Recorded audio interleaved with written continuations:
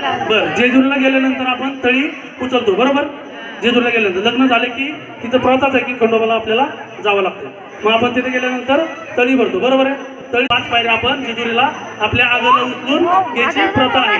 तर आज तुमच्या सर्वांचे आहो तुम्हाला उचलून घेणार आहे. 5 पावलं चालायचे. तुम्हाला सर्वांना सांगतो आपल्या आगला उचलायचे खांद्यावर आणि असे राऊंड मारायचे. ज्यांच्या खांद्यावर वहिनी शेवटपर्यंत राहतील, जे जमतील ते आउट असतील. ज्यांच्या खांद्यावर वहिनी शेवटपर्यंत राहतील त्यांना मी पुढं फायनलसाठी नेणार. ठीक.